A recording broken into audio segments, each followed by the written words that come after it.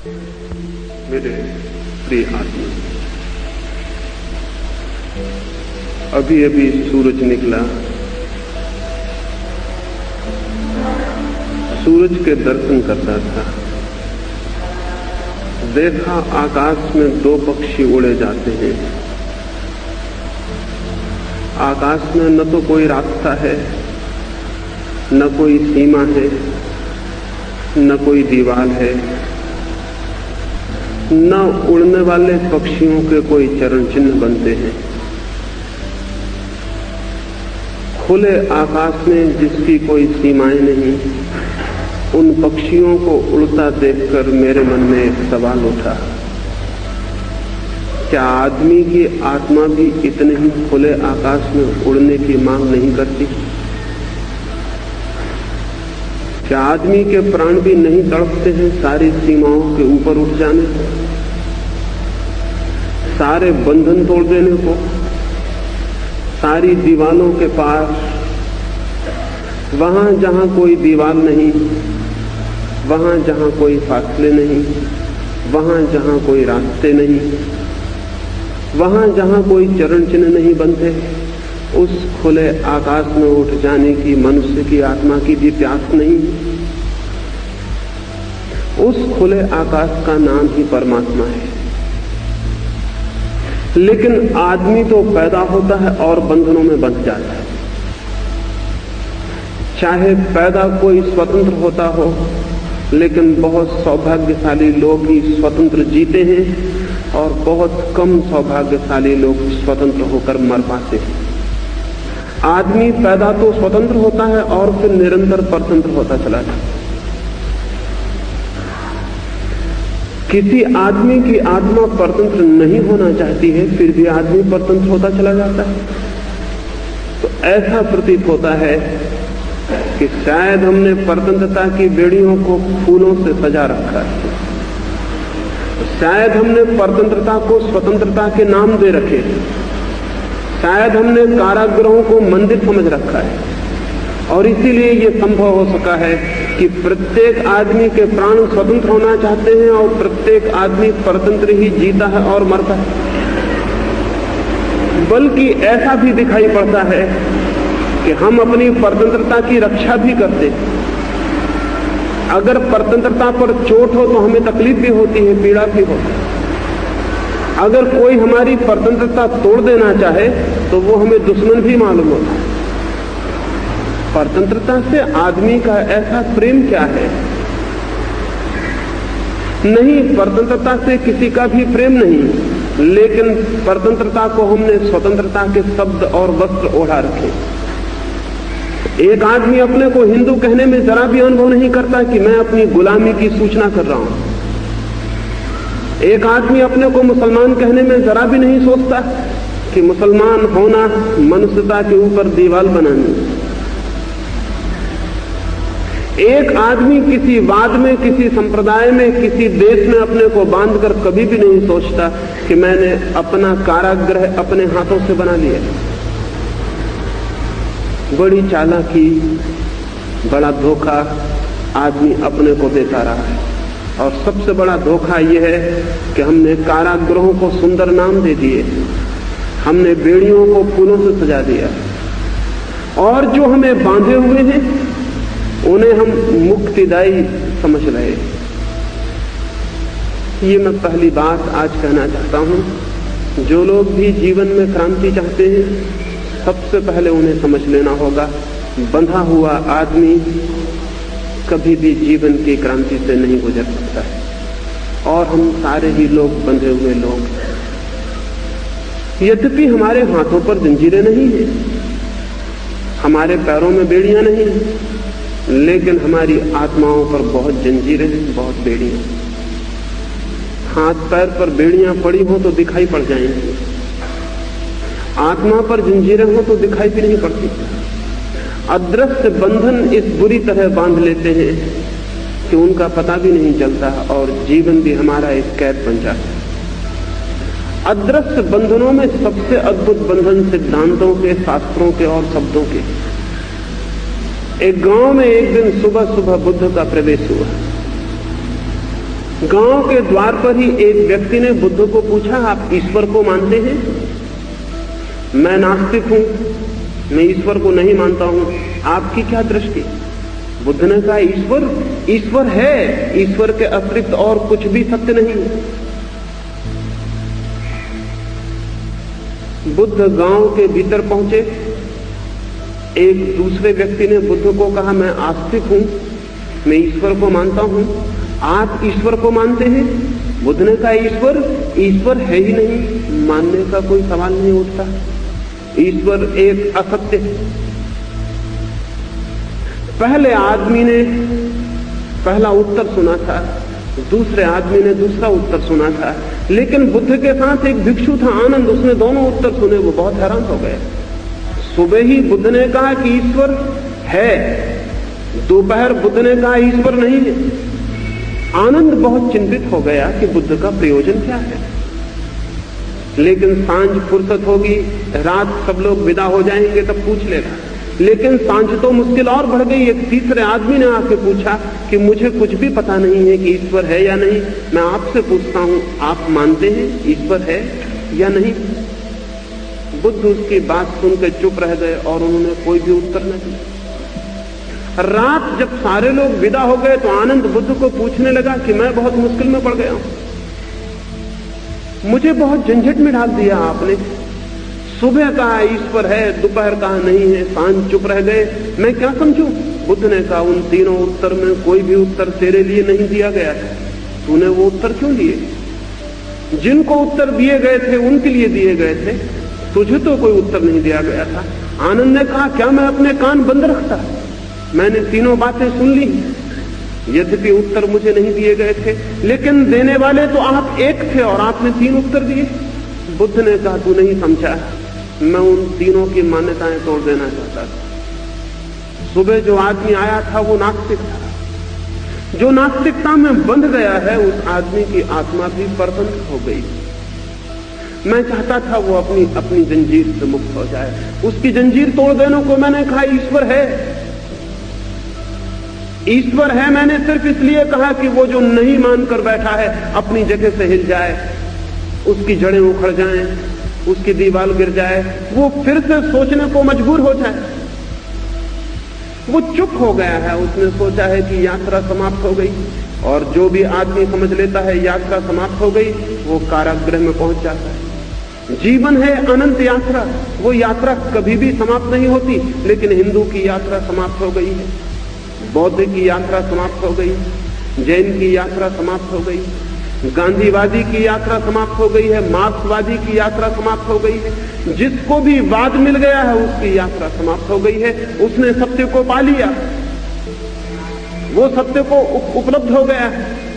अब आगे खोज समाप्त हो गई। सभी संप्रदायों की, सभी धर्मों की, सभी पकड़ वालों की खोज समाप्त हो जाती है। बुद्ध ने कहा, मैं उसे तोड़ देना चाहता था उसकी जंजीरों से, ताकि वो फिर से पूछे, वो फिर से खोजे, वो आगे बढ़ जाए। दोपहर जो आदमी आया था वो आदमी आस्तिक था, वो मानकर बैठ गया था कि ईश्वर है।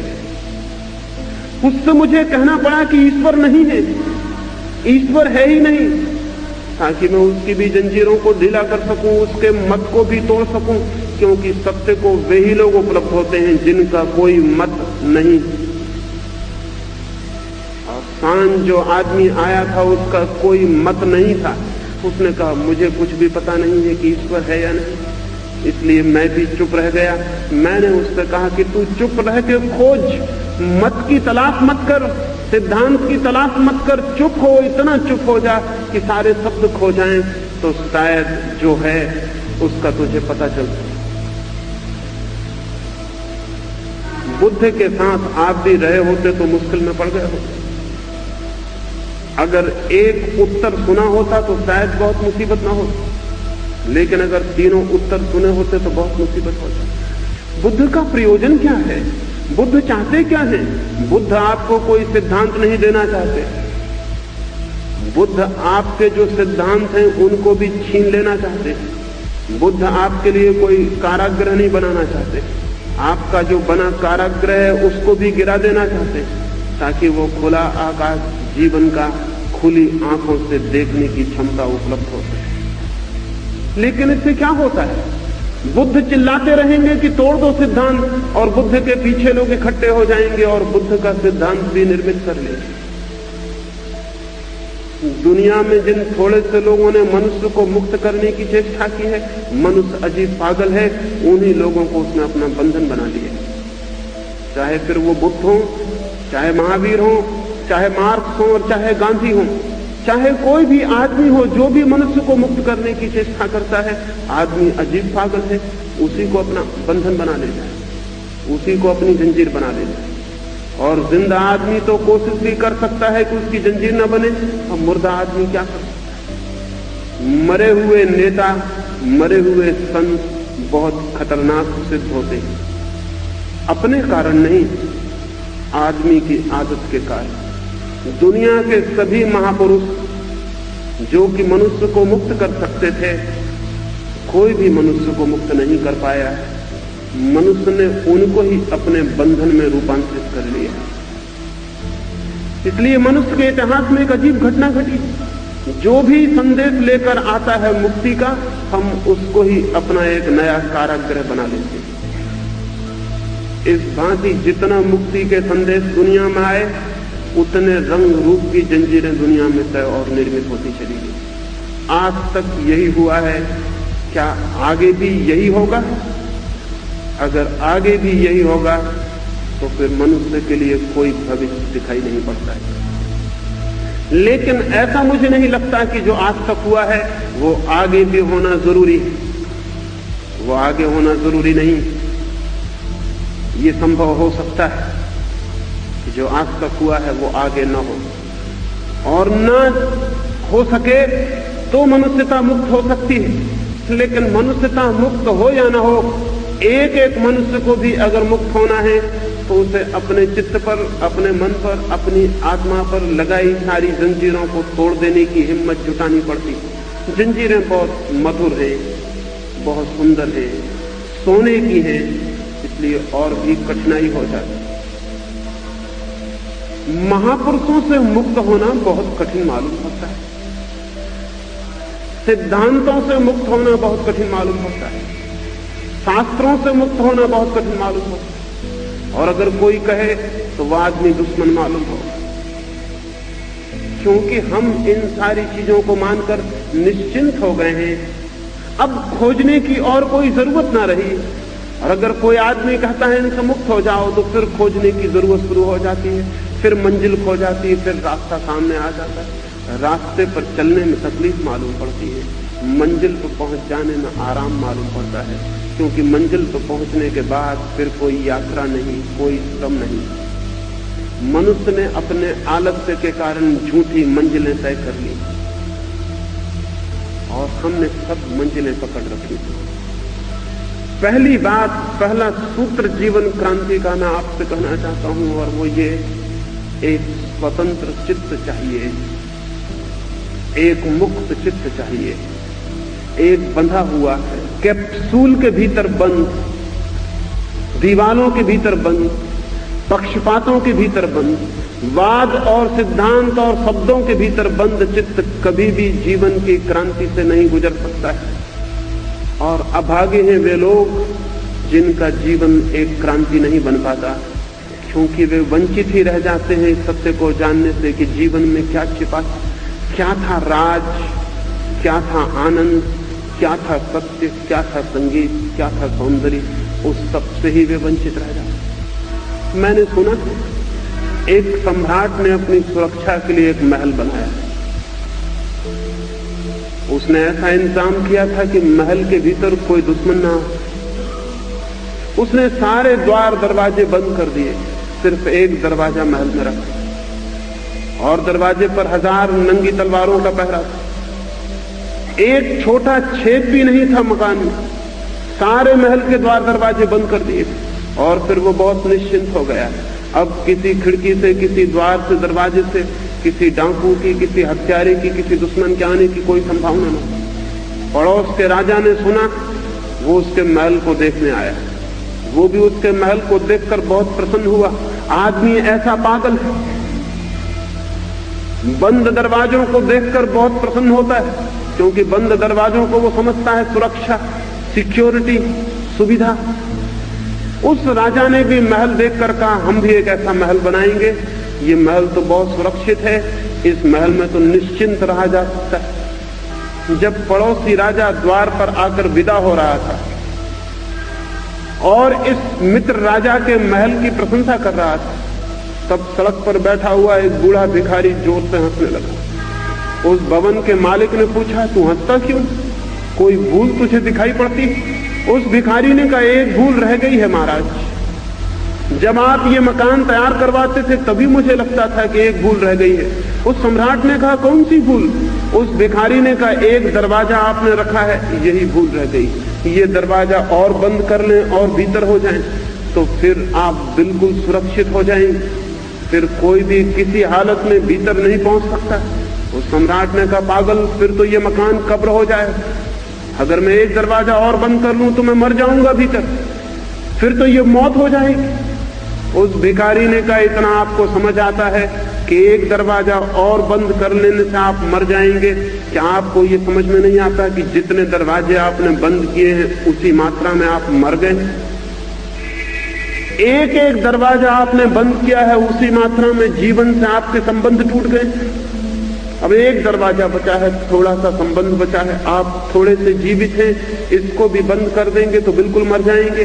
लेकिन ये मकान कब्र है जिसमें एक दरवाजा है, ये दरवाजा और बंद हो जाए तो कब्र पूरी हो जाएगी।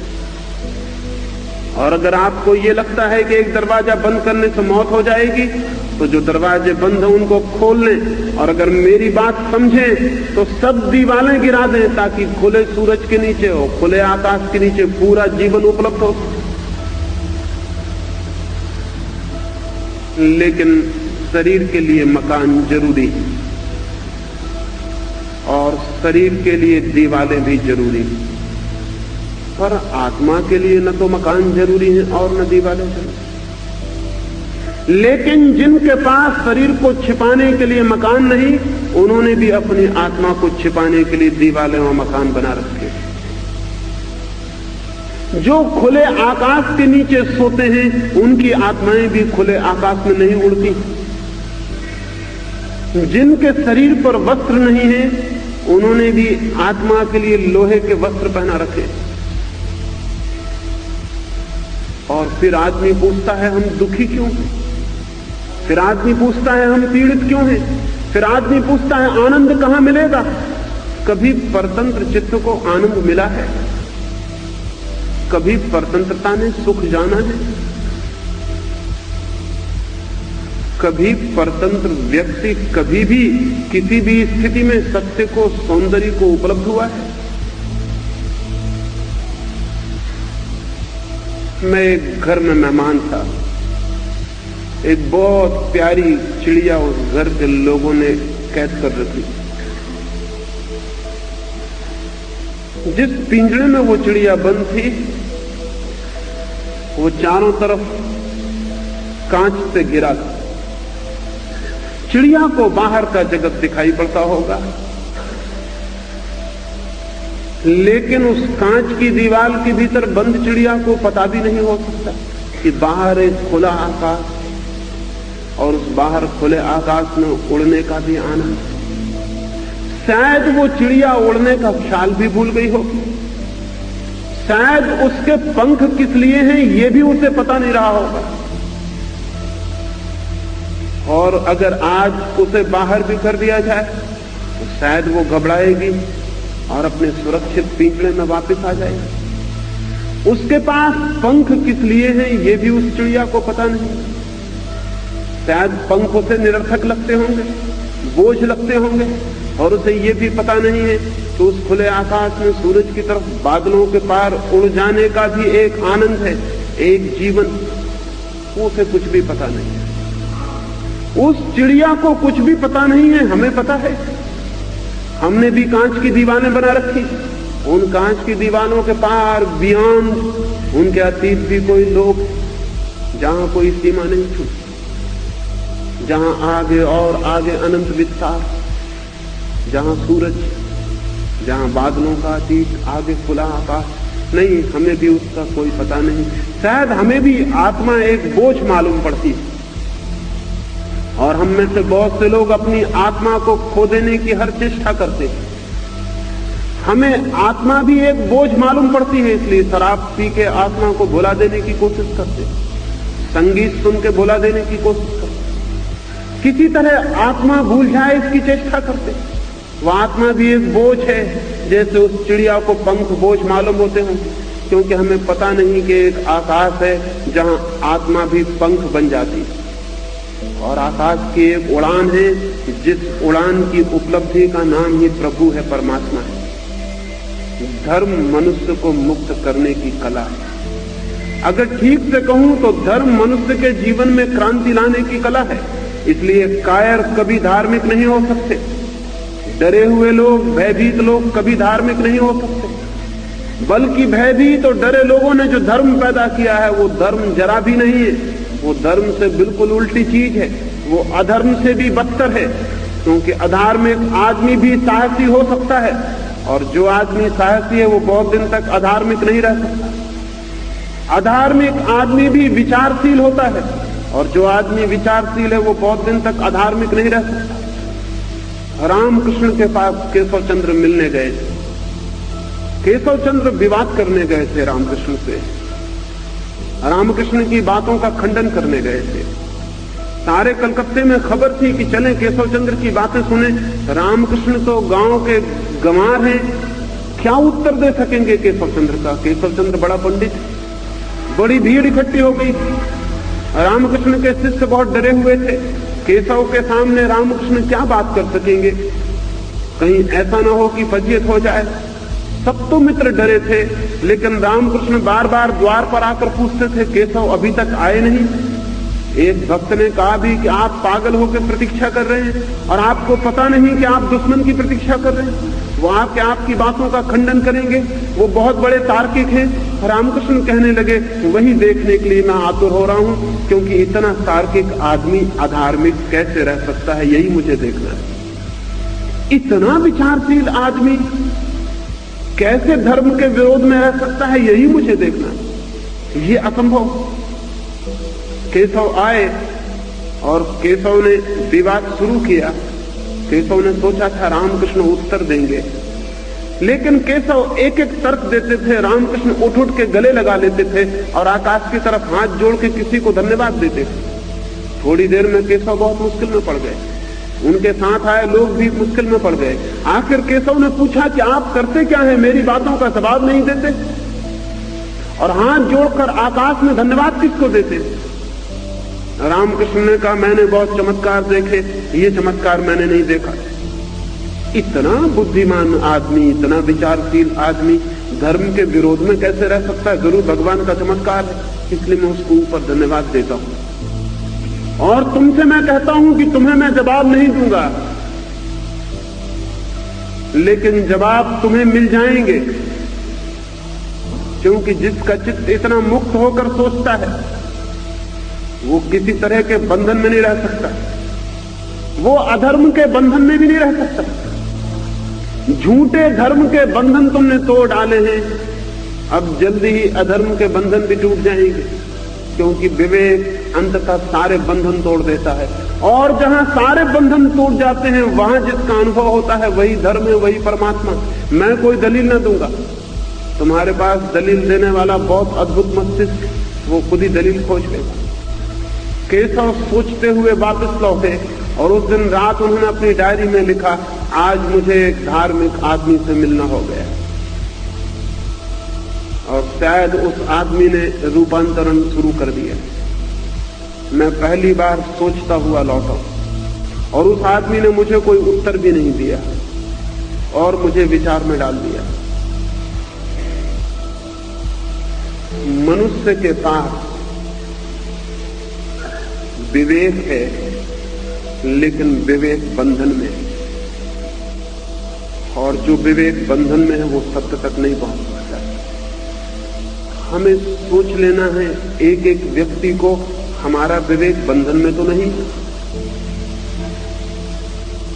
अगर मन में कोई भी संप्रदाय है तो विवेक बंधन में, अगर मन में कोई भी शास्त्र है तो विवेक बंधन में, अगर मन में कोई भी महात्मा है तो विवेक बंधन में।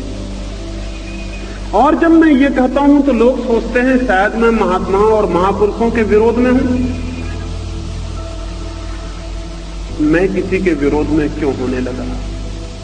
मैं किसी के भी विरोध में नहीं हूं, बल्कि सारे महापुरुषों का काम ही यही रहा है कि आप बंध न जाएं।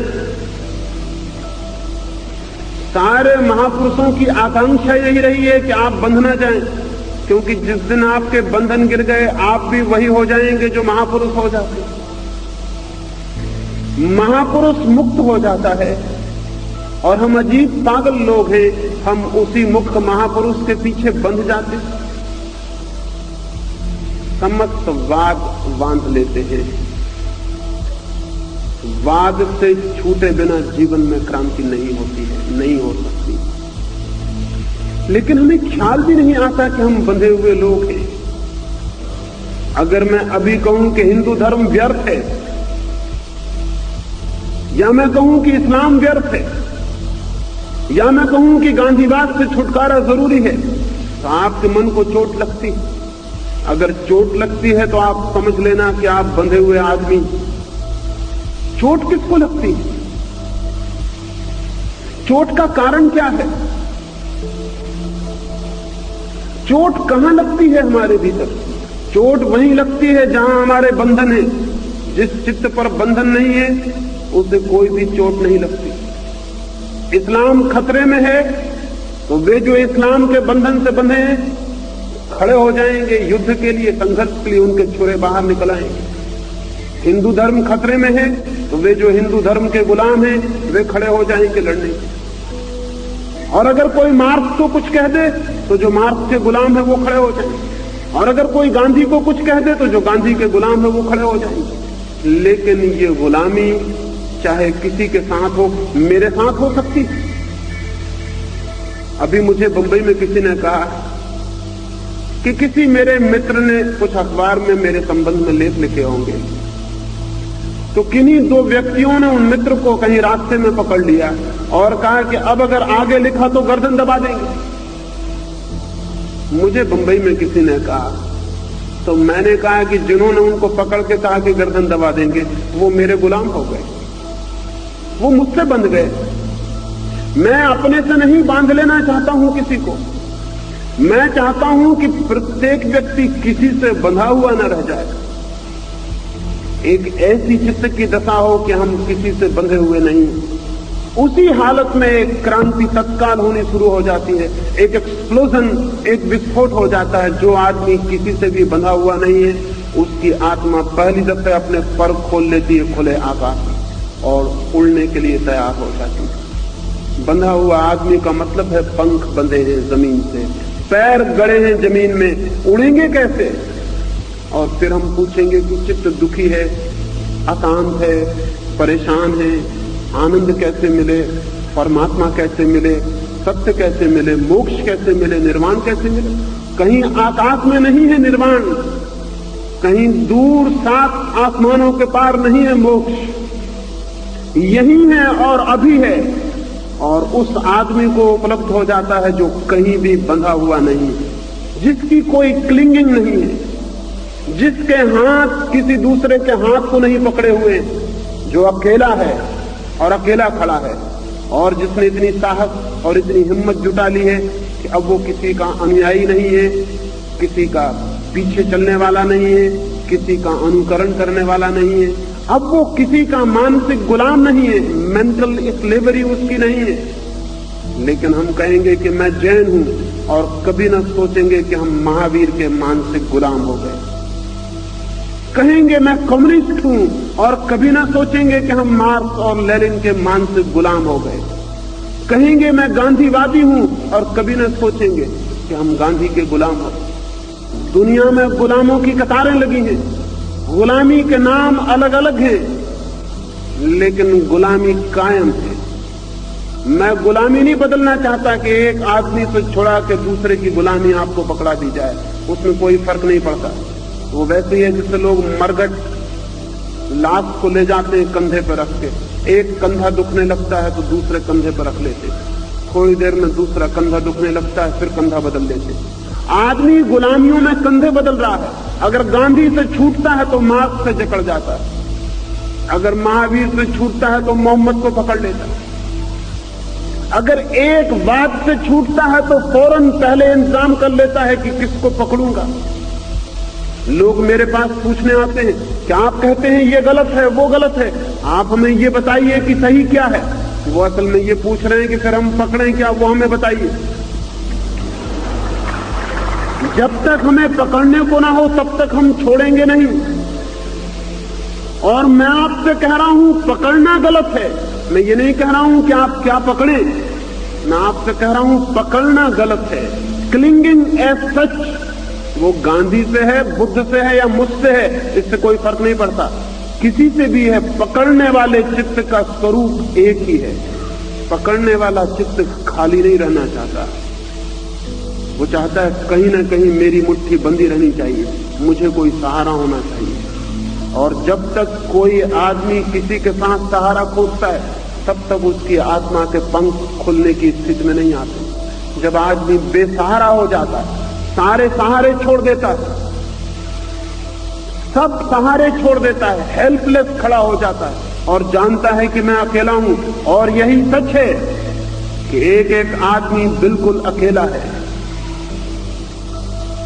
जिस दिन आदमी इस बात की तैयारी कर लेता है कि मैं अकेला हूं, और जिस दिन मान लेता है कि खुले आकाश में कोई चरण चिन्ह नहीं है। कहां है महावीर के चरण चिन्ह जिन पर आप चल रहे हैं? कहां है कृष्ण के चरण चिन्ह? जीवन में कहीं कोई चिन्ह नहीं बनते, सिर्फ आपकी स्मृति में कल्पना और ख्याल है। किसको पकड़े हैं आप? कहां है कृष्ण का हाथ? कहां है गांधी के चरण जिनको आप पकड़े? सिर्फ आंख बंद करके सपना देख रहे हैं। सपने देखने से कोई आदमी मुक्त नहीं होता। न गांधी के चरण आपके हाथ में है, न कृष्ण के, न राम के। कोई चरण आपके हाथ में नहीं है। आप अकेले खड़े हैं, आंख बंद करके कल्पना कर रहे हैं कि मैं किसी को पकड़े हूं। जितनी देर तक आप ये कल्पना किए हुए हैं उतने देर तक आपके अपनी आत्मा के जागरण का अवसर पैदा नहीं होगा, और तब तक आपके जीवन में वो क्रांति नहीं हो सकती जो आपको सत्य के निकट ले आए। न जीवन में वो क्रांति हो सकती है कि जीवन के सारे पर्दे खुल जाएं, उसका रहस्य खुल जाए, उसकी मिस्ट्री खुल जाए और आप जीवन को जान सकें और देख सकें। बंधा हुआ आदमी आंख पर चश्मे लगाए हुए जीता है, खिड़कियों में से, छेदों में से देखता है दुनिया को। जिससे कोई एक छेद कर ले दीवार में और उसमें से देखे आकाश को, उसे जो भी दिखाई पड़ेगा वो छेद की सीमा से बंधा होगा, वो आकाश नहीं होगा। जिसे आकाश देखना है उसे दीवारों के बाहर आ जाना चाहिए। और कई बार कितनी छोटी चीजें बांध लेती हैं हमें पता भी नहीं होता। रविन्द्रनाथ एक रात नाव में यात्रा कर रहे थे, छोटी सी मोमबत्ती जला के कोई किताब पढ़ते रहे। आधी रात को थक गए तब मोमबत्ती फूंक मार के बुझा दी, किताब बंद की, एकदम देख के हैरान हो गए। वो छोटा सा बजरा नाव, उसमें बैठे थे। जैसे ही मोमबत्ती बुझी, चारों तरफ से पूर्णिमा की रात थी बाहर। उस मोमबत्ती के कारण पता ही नहीं चलता था कि बाहर पूर्णिमा की रात भी है। छोटी सी मोमबत्ती इतने बड़े चांद को रोक सकती। मोमबत्ती के बुझते ही सारे चांद की किरणें बजरे के रंध्र रंध्र छिद्र छिद्र से खिड़की से द्वार से भीतर आके नाचने लगी। रविन्द्रनाथ भी उन किरणों के साथ खड़े होकर नाचने लगे। उस रात उन्होंने एक गीत गाया और उस गीत में कहा कि मैं कैसा पागल था। एक छोटी सी मोमबत्ती के प्रकाश में, मंदिर धीमे गंदे प्रकाश में बैठा रहा और चांद का प्रकाश बाहर बरसता था, उसका मुझे कुछ पता ही न था। मैं अपनी मोमबत्ती से ही बंधा रहा। जब मोमबत्ती बुझ गई तब मुझे पता चला कि बाहर द्वार पर अनंत आलोक भी प्रतीक्षा करता है। मोमबत्ती के बुझते ही वो भीतर आ गए। जो आदमी भी मत की, सिद्धांत की, शास्त्र की मोमबत्तियों को जलाए बैठे रहते हैं, वो परमात्मा के अनंत प्रकाश से वंचित रह जाते। मत बुझ जाए तो सत्य प्रवेश करता है। और जो आदमी सब पर पकड़ छोड़ देता है उस पर परमात्मा की पकड़ शुरू हो जाती है। जो आदमी सब सहारे छोड़ देता है उसे परमात्मा का सहारा उपलब्ध हो जाता है। बेसहारा होना परमात्मा का सहारा पा लेने का रास्ता है। सब रास्ते छोड़ देना उसके रास्ते पे खड़े हो जाने की विधि है। सब शब्द सब सिद्धांतों से मुक्त हो जाना उसकी वाणी को सुनने का अवसर निर्मित करना। मैंने एक छोटी सी कहानी सुनी है। मैंने सुना है कृष्ण भोजन करने बैठे, रुक्मणी पंखा जलती थी, अचानक वे थाली छोड़कर उठ पड़े, द्वार की तरफ भागे। रुक्मणी ने कहा क्या हुआ है, कहां भागते? लेकिन शायद इतनी जल्दी थी कि वे उत्तर देने को भी रुके नहीं। द्वार तक गए, पागल की तरह भागते हुए, फिर द्वार पर ठिठक के खड़े हो गए, फिर उदास वापस लौट आए, फिर थाली पर बैठ गए। रुक्मणी ने पूछा, मुझे बहुत हैरानी में डाल दिया। एक तो पागल की भांति भागना बीच भोजन में, मैंने पूछा तो उत्तर भी नहीं दिया, फिर द्वार से वापस भी लौट आना, क्या था प्रयोजन? कृष्ण ने कहा बहुत जरूरत आ गई थी। मेरा एक प्यारा एक राजधानी से गुजर रहा है, राजधानी के लोग उसे पत्थर मार रहे हैं, उसके माथे से खून बह रहा है, उसका सारा शरीर लहूलुहान हो गया, उसके कपड़े उन्होंने फाड़ डाले, भीड़ उसे घेर कर पत्थरों से मारे डाल रही है और वो खड़ा हुआ गीत गा रहा है। न वो गालियों के उत्तर दे रहा है, न पत्थरों के उत्तर दे रहा है। जरूरत पड़ गई थी कि मैं जाऊं, क्योंकि वो कुछ भी नहीं कर रहा है, वो बिल्कुल बेसहारा खड़ा है। मेरी एकदम जरूरत पड़ गई। रुक्मणी ने पूछा, लेकिन आप लौट कैसे आए? द्वार से वापस आ गए हैं? कृष्ण ने कहा कि द्वार तक गया, तब तक सब गड़बड़ हो गई। वो आदमी बेसहारा न रहा, उसने पत्थर अपने हाथ में उठा लिया। अब वो खुद ही पत्थर का उत्तर दे रहा है, अब मेरी कोई जरूरत न रही। मैं वापस लौट आया।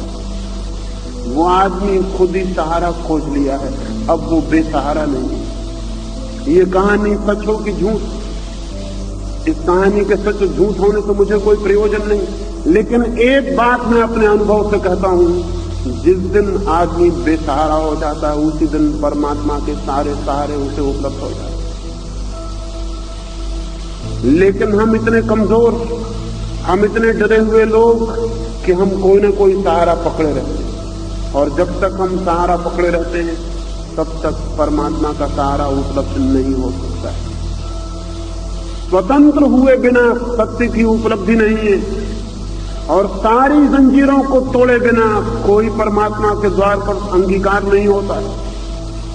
लेकिन हम कहेंगे महापुरुषों को कैसे छोड़ दें, गांधी इतने प्यारे हैं उनको कैसे छोड़ दें? कौन कहता है गांधी प्यारे नहीं है? कौन कहता है महावीर प्यारे नहीं है? कौन कहता है कृष्ण प्यारे नहीं है? प्यारे हैं, यही तो मुश्किल, इसी से छोड़ना मुश्किल हो जाता है। लेकिन इन प्यारों को भी छोड़ देना पड़ता है, तभी वो जो परम प्यारा है वो उपलब्ध होता है। महात्मा परमात्मा और मनुष्य की आत्मा के बीच में खड़े। महात्मा अपनी इच्छा से नहीं खड़े हुए हैं, हमने जिनको महात्मा समझ लिया उनको खड़ा कर लिया और वे हमारे लिए दीवार बन गए। व्यक्तियों से मुक्त होने की जरूरत है ताकि वो जो अव्यक्ति है, वो जो महाव्यक्ति है, उसके और हमारे बीच कोई बाधा न रह जाए। शब्दों और सिद्धांतों से मुक्त होने की जरूरत है ताकि सत्य जैसा है वैसा हम देख सकें। अभी हम सत्य को वैसा ही देखते हैं जैसा हम देखना चाहते हैं। हमारी इच्छा काम करती, हमारी मान्यता काम करती, हमारे चश्मे काम करते हैं। हम वही देखना चाहते हैं, वही देख लेते हैं। जो है वो हमें दिखाई नहीं पड़ता, और जो है वही सत्य है। कौन देख पाएगा उसे? जो है उसे वही देख पाता है जिसकी अपने देखने का कोई आग्रह नहीं, कोई मत नहीं, कोई पंथ नहीं, जिसकी आंखों पर कोई चश्मा नहीं, जो सीधा, नग्न, शून्य, निर्वस्त्र, बिना सिद्धांतों के खड़ा है, उसे वही दिखाई पड़ता है जो है, और वो जो है मुक्तिदायी, वो जो है उसी का नाम जीवन, वो जो है उसी का नाम परमात्मा। कि ये पहला सूत्र ध्यान में रखना जरूरी है। अपने को बांधे मत, और जहां जहां बंधे हों कृपा करें वहां से छूट जाएं। और ये मत पूछें कि छूटने के लिए क्या करना पड़ेगा। छूटने के लिए कुछ भी नहीं करना पड़ेगा, क्योंकि महापुरुष आपको नहीं बांधे हुए हैं कि आपको कुछ करना पड़े। आप ही उनको पकड़े हुए हैं। छोड़ दिया और वो गए, और कुछ भी नहीं करना है। अगर कोई दूसरा आपको बांधे हो तो कुछ करना पड़ेगा। आप ही अगर पकड़े हो तो जान लेना पर्याप्त है और छूटना शुरू हो जाता है। कोई गांधीवादियों को नहीं बांधे हुए हैं। गांधी तो जिंदगी भर कोशिश करते रहे कि गांधीवाद जैसी कोई चीज खड़ी ना हो जाए, लेकिन गांधीवादी बिना गांधीवाद खड़े किए कैसे रह सकते हैं? फिर बंधेंगे किससे? वाद चाहिए जिससे बंधा जा सके। अब वो उससे बंध गए। अब उनसे पूछो तो वो कहेंगे कैसे छूटें। अगर आप पूछते हैं कैसे छूटें तो फिर आप समझे नहीं। कोई दूसरा आपको बांधे हुए नहीं है। कृष्ण हिंदुओं को नहीं बांधे हुए हैं, और न मोहम्मद मुसलमानों को, और न महावीर जैनों को। कोई किसी को बांधे हुए नहीं है। ये तो वे सारे लोग हैं जो छुटकारा चाहते हैं कि हर आदमी छूट जाए, लेकिन हम उनकी छायाओं को पकड़े हैं और बंधे हैं। हमें कोई बांधे हुए नहीं है, हम बंधे हुए हैं। और अगर हम बंधे हुए हैं तो बात साफ है, हम छूटना चाहें तो एक क्षण भी छोड़ने का, एक क्षण भी गंवाने की जरूरत नहीं है। आप इस भवन के भीतर बंधे हुए आए थे, इस भवन के बाहर मुक्त होकर जा सकते हैं। मैं भी ग्वालियर में था कुछ 1-1.5 वर्ष पहले। ग्वालियर के एक मित्र ने मुझे फोन किया कि मैं अपनी बूढ़ी माँ को भी आपकी सभा में लाना चाहता हूँ, लेकिन मैं डरता हूँ। उसकी उम्र कोई 90 वर्ष, 40 वर्षों से वो दिन रात माला फेरती रहती, सोती है तो भी रात उसके हाथ में माला होती। और आपकी बातें कुछ ऐसी हैं कि कहीं उसको चोट ना लगे। इस उम्र में उसको लाना उचित है या नहीं? मैंने उन मित्र को खबर की कि आप जरूर ले आएं, क्योंकि इस उम्र में अगर न लाए तो हो सकता है दोबारा मैं आऊं और आपकी मां से मेरा मिलना भी ना हो पाए। इसलिए जरूर ले आएं। आप चाहे आएं या ना आएं, मां को जरूर ले आएं। वो मां को लेके आए। दूसरे दिन मुझे उन्होंने खबर की कि बड़ी चमत्कार की बात हो गई। जब मैं आया और आप माला के खिलाफ ही बोलने लगे तो मैं समझा कि ये तो आपको खबर करना ठीक नहीं हुआ। मैंने आपसे कहा कि मेरी मां माला फेरती है और आप माला के खिलाफ ही बोलने लगे, तो मुझे लगा कि आप मेरी मां को ही ध्यान में रख के बोल रहे हैं। उसको नाहक चोट लगेगी, नाहक दुख होगा। मैं डरा। रास्ते में गाड़ी में मैंने पूछा भी नहीं कि तेरे मन पर क्या असर हुआ। घर जाके मैंने पूछा कि कैसा लगा, तो मेरी मां ने कहा कैसा लगा? मैं माला वही मीटिंग में ही छोड़ आई। 40 साल का मेरा भी अनुभव कहता है कि माला से मुझे कुछ भी नहीं मिला, लेकिन मैं इतनी हिम्मत नहीं जुटा पा रही थी कि उसे छोड़ दूं। वो मुझे बात ख्याल आ गई, माला तो मुझे पकड़े हुए नहीं थी, मैं ही उसे पकड़े हुई थी। मैंने उसे छोड़ दिया, वो छूट गई। तो आप ये मत पूछना कि कैसे हम छोड़ दें, कोई आपको पकड़े हुए नहीं है। आप ही मुट्ठी बांधे हुए, खोल दें वो छूट जाए। और छूटते ही आप पाएंगे कि चित्त हल्का हो गया, निर्भर हो गया, वो तैयार हो गया एक यात्रा के लिए। इन 4 दिनों में उस यात्रा के और सूत्रों पर हम बात करें, लेकिन पहला सूत्र है नो क्लिंगिंग। कोई पकड़ नहीं, कोई पकड़ नहीं, गैर पकड़, ना पकड़, सब पकड़ छोड़ देना है। छोड़ते ही मन तैयार हो जाता है, छोड़ते ही मन पंख फैला देता है, छोड़ते ही मन सत्य की यात्रा के लिए आकांक्षा करने लगता है। क्योंकि जो मत से बंधे हैं वो डरते हैं सत्य को जानने से, क्योंकि जरूरी नहीं कि सत्य उनके मत के पक्ष में हो। मतवादी हमेशा सत्य को जानने से डरता है, क्योंकि जरूरी नहीं कि सत्य उनके मत के पक्ष में हो। सत्य विपरीत भी पड़ सकता है और मतवादी अपने मत को नहीं छोड़ना चाहता, इसलिए सत्य को जानने से ही बचता है। मैं निरंतर कहता हूं, दो तरह के लोग हैं दुनिया में। एक वे लोग हैं जो चाहते हैं सत्य हमारे पीछे चले। मतवादी सत्य को अपने पीछे चलाना चाहता है। वो कहता है कि मेरा मत सही है, सत्य इसको सिद्ध करे। लेकिन मतवादी सत्यवादी नहीं। सत्यवादी कहता है मैं सत्य के पीछे खड़ा हो जाऊंगा। लेकिन जिसको सत्य के पीछे खड़ा होना है उसे मत छोड़ देना पड़ेगा, नहीं तो मत बाधा देगा, रोकेगा, अड़चन डालेगा। अगर आप हिंदू हैं तो आप धार्मिक नहीं हो सकते हैं। अगर आप ईसाई हैं तो आप धार्मिक नहीं हो सकते हैं।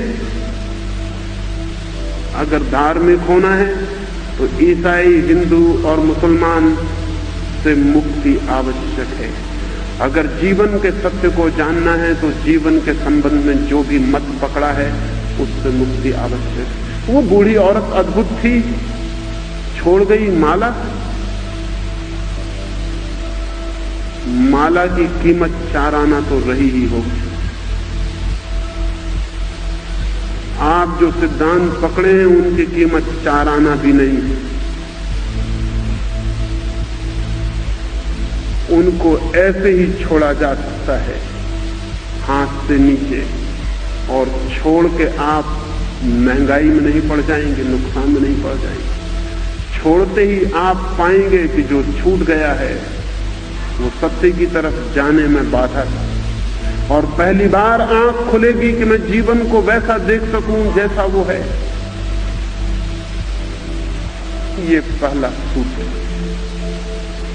इस संबंध में जो भी प्रश्न हो वो आप लिखित दे देंगे, और भी जो प्रश्न हो वो लिखित दे देंगे, ताकि सुबह की चर्चाओं में आपके प्रश्नों की बात हो सके और सांझ को मैं और सूत्रों की बात कर सकूं। मेरी बातों को इतने प्रेम और शांति से सुना, उसके लिए बहुत अनुग्रहित हूं। और अंत में सबके भीतर बैठे परमात्मा को प्रणाम करता हूं। मेरे प्रणाम स्वीकार।